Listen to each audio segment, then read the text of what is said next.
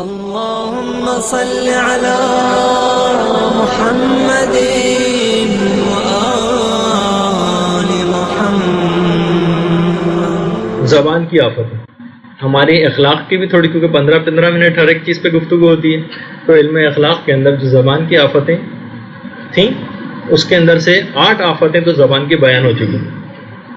9ویں آفت کا بیان آج ہوگا اور وہ ہے جھوٹی قسم کھانا۔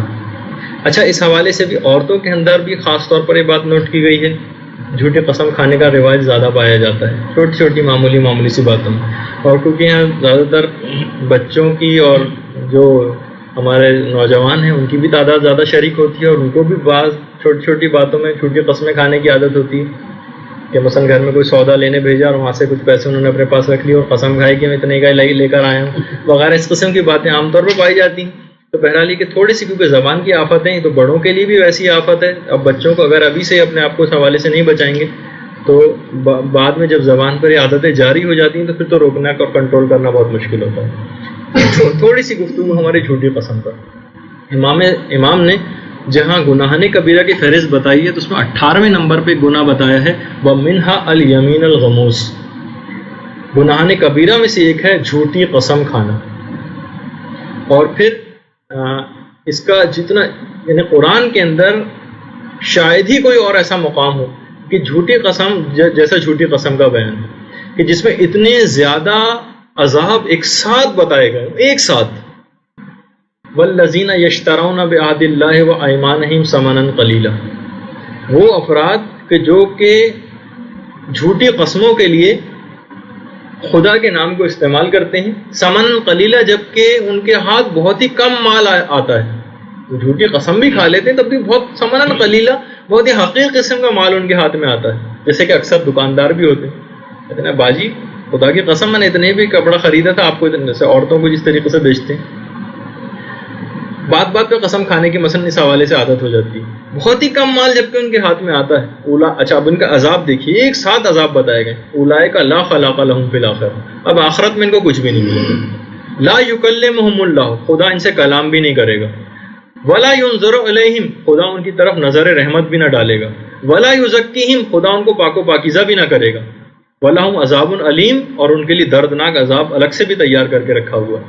یعنی کسی بھی گناہ کے متعلق اتنے سارے عذاب ایک ساتھ خدا نے کبھی بھی نہیں بتائے جو جھوٹی قسم کے متعلق بتائے۔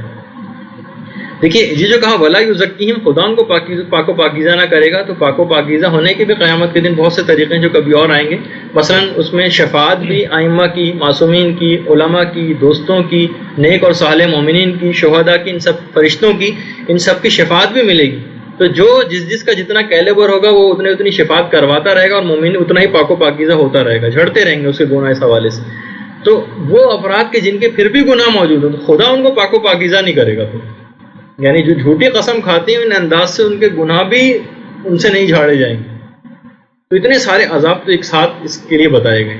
اچھا، ہماری شاید بہت پہلے اس موضوع پر گفتگو بھی ہو چکی ہے جھوٹی قسم پر، لیکن تھوڑا سا اس کا تذکر ہو جائے کیونکہ براہ راست زبان کی آفتوں سے ریلیٹڈ ہے۔ دیکھیے قسم کے عربی میں 3 نام ہیں۔ ایک تو قسم جو ہم عام طور پہ کہتے ہیں خدا کی قسم، اللہ کی قسم، اس طریقے سے عام زبانوں پر رائج ہے۔ دیکھیے اس کی تو سب کو معلوم ہے کہ 2 قسمیں، ایک تو یہ کہ جو بندہ خدا سے کھاتا ہے، میں قسم کھاتا ہوں میں فلاں کام نہیں کروں گا، یہ تو وہ قسم ہے کہ جس کو توضیح المسائل میں زیر بحث لایا گیا ہے، جس کے مسائل لکھے گئے ہیں، اس سے ہمارا کنسرن نہیں ہے آج کی گفتگو کا۔ وہ قسم کہ جو کہ ایک بندہ دوسرے بندہ مومن سے کھاتا ہے، خدا کی قسم میں نے تم کو پیسے واپس کر دیے، خدا کی قسم میں نے تم کو کتاب واپس کر دی، اس قسم کے جتنے بھی باتیں ہوتی ہیں اور قسمیں کھائی جاتی ہیں، یہ والا ہمارے آج کا گفتگو کا موضوع ہوگا۔ تو ایک تو قسم، دوسرا اس کو کہتے ہیں حلف اٹھانا، یہ بھی اسی کے اندر آتا ہے جس طریقے سے جھوٹے حلف اٹھائے جاتے ہیں عدالتوں وغیرہ کے اندر۔ اور تیسری ایک اور چیز ہے اس کو کہتے ہیں یمین۔ دیکھیں یمین عربی میں کہتے ہیں سیدھے ہاتھ کو، اصحاب یمین اور اصحاب یسار، اصحاب یمین اور اصحاب الشمال، دائیں ہاتھ والے بائیں ہاتھ والے، قرآن کی بھی اصطلاح ہے۔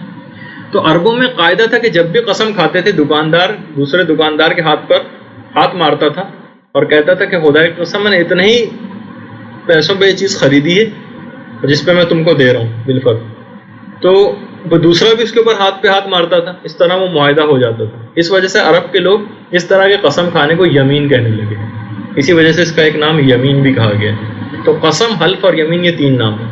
لیکن جو جھوٹی قسم ہے اس کے بھی عربی میں 3 نام ہیں۔ یہ میں تھوڑا سا بتا دوں کہ اس کا ناموں سے بھی پتہ چلتا ہے۔ دیکھیے کہ اگر ناموں کی ہمیں وجہ پتہ چل جائے تو ہمیں تھوڑا سا فلسفہ سے بھی آگاہی ہو جاتی ہے اس کی۔ ایک تو الیمین الکاذبہ، جھوٹی قسم، ایک کو کہتے ہیں الیمین الغموس، جھوٹی قسم کا ایک نام ہے یمین غموس۔ غموس کہتے ہیں عربی میں غرق ہو جانے کو، دھنس جانے کو، دلدل میں اتر جانے کو۔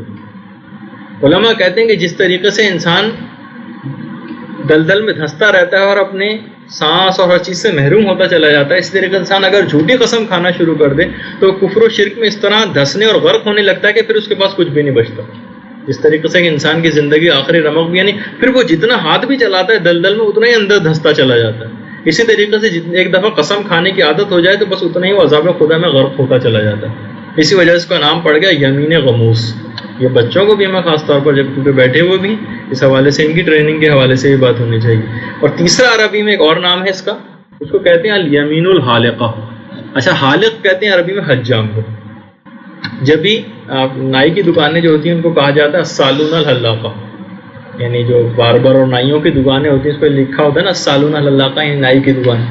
تو علماء کہتے ہیں جس طریقے سے نائی بالوں کو کاٹتا ہے، بالوں پہ جب قینچی چلاتا ہے تو بال نیچے گر کے جھڑنے لگتے ہیں، تو اسی طریقے سے انسان اس کو الیمین الحالقہ اس وجہ سے کہتے ہیں کہ جب انسان جھوٹی قسم کھانا شروع کر دیتا ہے تو اسی طریقے سے اتنا ہی تقویٰ پرہیزگاری اس کے جسم سے یعنی روح سے کٹ کٹ کے الگ ہوتی رہتی ہے۔ اسی وجہ سے اس کا نام رکھ دیا گیا الیمین الحالقہ، الیمین الکاذبہ، الیمین الغموس اور الیمین الحالقہ۔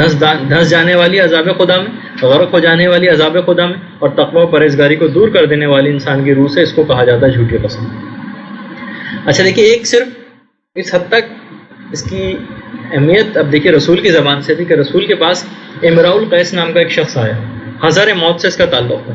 حضر موت سعودی عرب اور یمن کے درمیان کا ایک علاقہ ہے، مدینے سے تو علاقہ خیر سینکڑوں میل دور ہے۔ بہت دور سے یہ شخص رسول کے پاس آیا، ایک کھیت کا مسئلہ تھا کہ یا رسول اللہ، ایک اور آدمی بھی اس کے ساتھ تھا، اس شخص نے میرے کھیت پر قبضہ کر لیا۔ اچھا دیکھیے، ایک میں تھوڑی سی اس متعلق بات بتا دوں کہ اسلام کا نظام عدالت یہ ہے کہ اگر میں آپ کی کسی چیز پر دعویٰ کروں کہ مثلا یہ مکان میرا ہے، تو حاکم شرع کہے گا ٹھیک ہے آپ گواہ پیش کیجیے، جو مدعی ہے اس سے گواہ مانگے جائیں گے۔ اگر یہ گواہ پیش کر دے 2 عادل تو چند شرائط کا خیال رکھتے ہوئے میرے حق میں فیصلہ ہو جائے گا۔ لیکن اگر میرے پاس گواہ نہیں ہے تو پھر جو دوسرا شخص ہے جس کے قبضے میں مکان، اس سے کہا جائے گا ٹھیک ہے تم قسم کھاؤ کہ مکان تمہارا ہے۔ اگر وہ قسم نہ کھائے تو پھر قسم اس شخص کی طرف پلٹائی جائے گی کہ اب تم قسم کھاؤ کہ مکان تمہارا ہے۔ وہ قسم کھا لے تو اس کے حق میں فیصلہ ہو جائے گا، پہلا چند شرائط کا خیال رکھتے ہوئے۔ امراء القیس ہے، یا رسول اللہ اس نے میرے کھیت پر قبضہ کر لیا۔ رسول نے کہا امراء القیس 2 گواہ پیش کر۔ امراء القیس نے کہا یا رسول اللہ میرے پاس گواہ نہیں۔ دیکھیے اکثر ایسا ہوتا ہے کہ انسان بہت سی چیزیں دے دیتا ہے دوسرے کو، لیکن گواہ نہیں ہوتے اس کے پاس۔ اگر گواہ ہوتے تو وہیں حضر موت میں اس کا فیصلہ ہو جاتا، یعنی پڑوس جو رشتہ دار ہیں وہ دباؤ ڈال سکتے ہیں اگر گواہ ہوں۔ یا رسول اللہ میرے پاس گواہ تو نہیں۔ تو رسول نے کہا اچھا ٹھیک ہے، پھر اس سے قسم کھلوائی جائے گی جو دوسرا شخص ہے۔ امراء القیس کہنے لگے یا رسول اللہ یہ تو فوراً قسم کھا لے گا، جھوٹی قسم کھا لے گا، مکان تو میرے ہاتھ سے نکل جائے گا، مجھے تو پتا ہے کہ میرا مکان ہے۔ رسول نے کہا امراء القیس تم نے کیا سمجھا جھوٹی قسم کھانے کا؟ اگر یہ شخص جھوٹی قسم کھا کر اس مکان کو لے بھی گئے تو یہ بات یاد رکھو وہ مکان تم کو دوبارہ آ کر ملے گا۔ وجہ اس کی ہے کہ خدا کبھی بھی اس بات کو پسند نہیں کرتا کہ لوگ اس کے نام کو جھوٹی قسم میں استعمال کر کے لوگوں کو ان کے حق سے محروم کر دیں۔ یہاں تک روایات کے اندر ملتا بھی ہے، جو امام خمینی نے بھی اپنی تحریر الوسیلہ کی 2 جلد میں لکھا ہے، کہا کہ ایک روایت ہے قطیعۃ الرحم والیمین الکاذبہ، رشتہ دار کے حق کو ادا نہ کرنا، ان سے قطع تعلق کر لینا، والیمین الکاذبہ اور جھوٹی قسم کھانا، یہ ایسے گناہ ہیں کہ لیزران الدیار وتنقل لان الرحم، یہ تو اگر یہ گناہ ہو جائیں تو بستیوں کی بستیاں ویران ہو جاتی ہیں، وتنقل لان الرحم، اور انسان کی نسل ہی منقطع ہو جاتی ہے۔ لوگوں نے پوچھا امام سے مولا یہ بستیاں تو ویران ہو جاتی ہیں، سمجھ آ گیا، لیکن آخر نسل کس طرح منقطع ہوتی ہے؟ کہا کہ یا تو اس کے یہاں اولاد ہی نہیں ہوتی، یا اولاد ہو کر مر جاتی ہے، یا اس حالت میں مبتلا ہو جاتی ہے کہ در در بھیک مانگنے میں مجبور ہو جاتی ہے، اور جب باپ عالم آخرت سے اپنی اولاد کا مشاہدہ کرتا ہے تو خدا سے دعا کرتا ہے کاش پروردگار یہ اولاد پیدا ہی نہ ہوئی ہوگی۔ یہاں تک جھوٹی قسم کھانے کا دیکھیے کہاں تک اس کے نقصانات پھر جائیں گے۔ اور یہاں تک ملتا ہے روایات کے اندر، دیکھیے بہت سے آپ کو بھی معلوم ہوگا کہ کچھ نمبر ایسے ہوتے ہیں باہر کے ممالک میں کہ اگر آپ ان کو فوراً ڈائل کر دیں تو فوراً ایمرجنسی کا جو اسکواڈ ہے وہ آپ کے پاس آ جاتا ہے. یہاں پہ 134 کے نام سے نمبر ہے لیکن وہ تو خیر بالکل کام نہیں کرتا ہے. لیکن یہ کہ باہر سنا ہے کہ ایسا کچھ نمبر ہیں کہ فوراً امداد آ جاتی ہے. حدیثوں میں بھی ملتا ہے کہ اگر تم سب سے زیادہ جلدی فقر و فاقہ کو بلانا چاہتے ہو تو جھوٹی قسم کھانا شروع کرو, کیونکہ اس سے زیادہ فقر و فاقہ جلدی آنے کی کوئی چیز ہے ہی نہیں. ادھر آپ نے جھوٹی قسم کھانا شروع کی, بس دیکھیے فقر و فاقہ آنا شروع ہو جائے. قطیعۃ الرحم والیمین الکاذبہ ایک اور روایت کے مطابق یبارز اللہ بہ, جو خدا جو رشتہ دار کے حق کو ادا نہیں کرتا اور جھوٹی قسم کھاتا ہے وہ ایسا ہی ہے جیسے فقط بارز اللہ, ایسا ہی ہے کہ جیسے گویا وہ میدان جنگ میں نکل کر خدا سے کہے پروردگار خدا میں نے تیرے قانون کو توڑا ہے, میں نے رشتہ داروں سے تعلقات بھی قطع کر لی, میں جھوٹی قسم بھی کھاتا ہوں. ہے تجھ میں مقابلہ, ہمت کے مجھ سے آ کر مقابلہ کرے میدان جنگ میں, اور مجھ سے آ کر مقابلہ کر. گویا وہ شخص یہ کہہ رہا ہے یہ القطیعۃ الرحم والیمین الکاذبہ یبارز اللہ بہ, میدان جنگ میں نکل کے خدا سے کہتا ہے پروردگار مجھ سے آ کے ذرا مقابلہ تو کر کے دکھا, میں نے تیرے قانون کو توڑا. اس حد تک دیکھیے کتنے خطرناک یہ دیکھیں, اور بڑا شاید اس میں غور و فکر کرنے کی بات ہے. ہر جگہ قطع رحمی اور جھوٹی قسم, یہ دو چیزیں بہت ساتھ ساتھ روایتوں کے اندر اکثر آئی ہیں. اچھا اب آپ بس میں ایک جلدی سے اس کی چند اقسام بتا دوں. دیکھیے اقسام, ایک تو ہے حرام قسم کی 5 قسمیں. ایک کو کہا جاتا ہے حرام قسم. حرام قسم دیکھیے ایک تو یہ ہے کہ آپ جھوٹی قسم کھائیں, جو عام جھوٹی قسم, مثلا خدا کی قسم میں نے آپ کو پیسے واپس کر دیے, آپ جبکہ آپ نے پیسے واپس نہیں کیے. خدا کی قسم میں نے آپ کو چیز دے دی جبکہ آپ نے چیز نہیں دی. ایک تو اس طریقے سے قسم کھانا ہوتا ہے سیدھے طریقے سے. ایک ہوتا ہے الٹے طریقے سے قسم کھانا, اس کو کہا جاتا ہے قسم براعت. اگر میں نے آپ کے پیسے واپس نہ کیے تو میں مسلمان ہی نہیں. اگر میں نے آپ کے چیز آپ کو واپس نہ کی ہو تو گویا میں علی کا محب نہیں, میں علی کا چاہنے والا نہیں, میں شیعہ نہیں, میرا اسلام سے کوئی تعلق نہیں. اس طریقے سے لوگ قسم برات اس قسم کی قسمیں کھایا کرتے ہیں. تو روایتوں میں یہاں تک ملتا ہے اگر کسی نے قسم برات کھائی, چاہے وہ کتنے اہم ترین معاملے پہ اپنی سچائی ثابت کرنے کے لیے کیوں نہ کھا رہا ہو, تو وہ رسول کہتے ہیں وہ پھر بھی مجھ سے بری ہو جاتا ہے. یعنی چاہے وہ سچائی کیوں نہ ہو, میں اس سے بری ہوں, پھر میرا اس کا کوئی تعلق نہیں رہا. تو قسم برات تو کبھی بھی انسان نہ کھائے. دیکھیے جھوٹی قسم تو چھوڑیے, سچی قسم بھی کھانے کی اجازت نہیں. سچی قسم بھی کھانے کی اجازت نہیں. یہاں تک ملتا ہے کہ امام زین العابدین علیہ الصلوۃ والسلام کے لیے کہ مولا نے ایک ایسی عورت سے شادی کی کہ کچھ عرصے بعد دشمنی اہل بیت اس سے ظاہر ہوئی کہ مولا کائنات کے سلسلے میں اس کے دل میں بغض اور عداوت پایا جاتا تھا. ناصبی تھی. اچھا دیکھیے ناصبی اگر کوئی عورت ہو جائے تو وہ تو نکاح میں پھر باقی نہیں رہ سکتی. امام زین العابدین علیہ السلام نے اس کو طلاق دے دی. اچھا دیکھیے اب لوگ پھر یہ کہتے ہیں کہ جب امام کو علم امامت سے پتا تھا تو انہوں نے پھر شادی کیوں کی. دیکھیے وہ جس طرح رسول کو علم امامت سے پتا تھا اور ان کی کچھ بیویاں ایسی نکلیں اور رسول نے پھر بھی شادی کی. حضرت نوح اور لوط کو بھی علم نبوت سے پتا تھا, انہوں نے شادی کی. کچھ مسئلے ہیں اس کے اندر بھی. اور دوسرا ہے کہ نفاق, رسول کی خدمت میں بھی کتنے افراد ایسے آتے تھے کہ رسول کو علم نبوت سے پتا تھا کہ اندر سے کافر ہیں, بظاہر اسلام لے کے آئے ہوں, یعنی منافق. رسول سے ہاتھ ملاتے تھے لیکن رسول اسلام اپنا ہاتھ کو پاک نہیں کرتے تھے. مسجد نبوی میں آ کے بیٹھتے تھے, رسول مسجد سے باہر نہیں نکالتے تھے کہ کافر ہو تم, چلو مسجد سے باہر جاؤ. تو اسی اعتبار سے بہت سی مسئلے آتے ہیں. اس حوالے سے جب دشمنی اہل بیت اس کے اندر ظاہر ہوئی تو مولانا نے اس کو طلاق دے دی. طلاق اس نے لی اور حاکم میں جو حاکم تھا اس زمانے میں قاضی اس کی عدالت میں چلی گئی. اچھا مولا نے طلاق دینے کے بعد ٹھیک ہے ناصبی تھی, دشمن اہل بیت تھی, اس کا جتنا مہر تھا وہ اس کو دے دیا. وہ کورٹ میں چلی گئی, اس نے کہا کہ انہوں نے ٹھیک ہے مجھے طلاق تو دے دی لیکن میرا مہر مجھ کو نہیں دیا. اب جو حاکم نے تھا, جو قاضی تھا, اس نے نوٹس بھجوایا امام کو کہ آپ کورٹ میں آئے گی. بلکہ وہ تو امام سے زیادہ معروف بھی تھا, امام کی حیثیت سے بھی واقف تھا. تو اس نے کہا کہ آپ گواہ لے کر آئیے کہ آپ نے جو ہے پیسے دے دیے. امام نے کہا گواہ تو نہیں میرے پاس. تو اس نے کہا ٹھیک ہے پھر اسلام کا تقاضا ہے کہ آپ قسم کھائیے. امام نے کہا صرف اس کے تھا 400 درہم مہر اس عورت کا. امام نے کہا صرف 400 درہم کے لیے میں نام خدا اپنی زبان کے اوپر لے کر آؤں؟ یہ لو 400 درہم میں دوبارہ دیتا ہوں لیکن میں سچی قسم بھی نہیں کھاؤں گا. جو جھوٹی قسم کھاتا ہے اس نے گویا کفر اختیار کیا, اور جو سچی قسم کھاتا ہے وہ گناہ گار ہو جاتا ہے. یعنی گناہ گار ان معنوں میں نہیں کہ اس نے کوئی گناہ کیا, بلکہ گناہ گاروں جیسا کام تم نے کر لیا. جس طرح وہ جھوٹی قسم کھانے والا کافر کے معنی کہ کافروں جیسا کام تم نے کر لیا.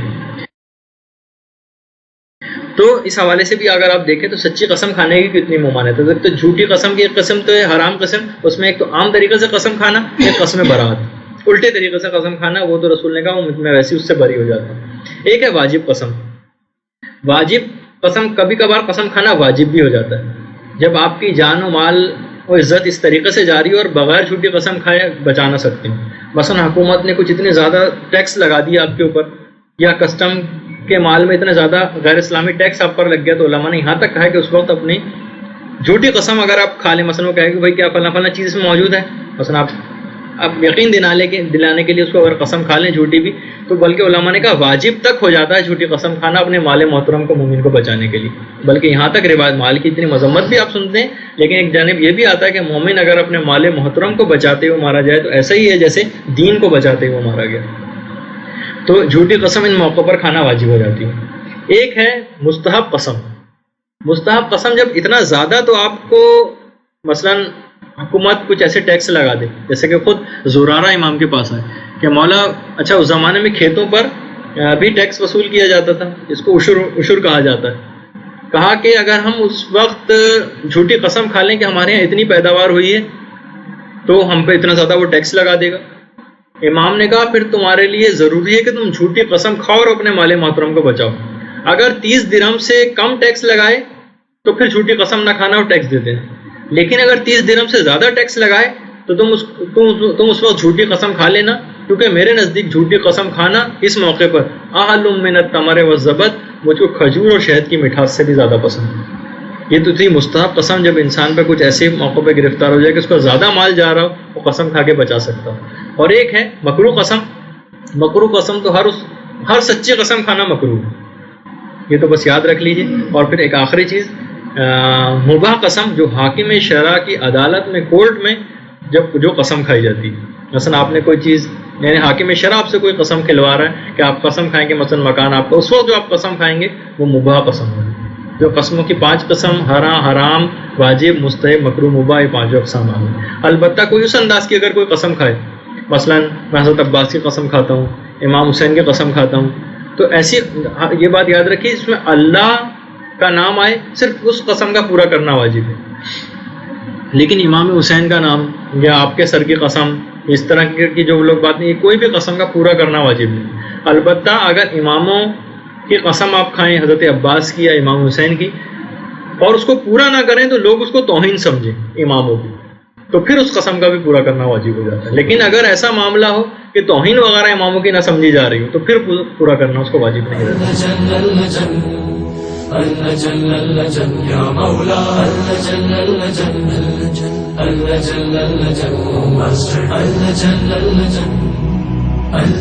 يا صاحب السماء اللجن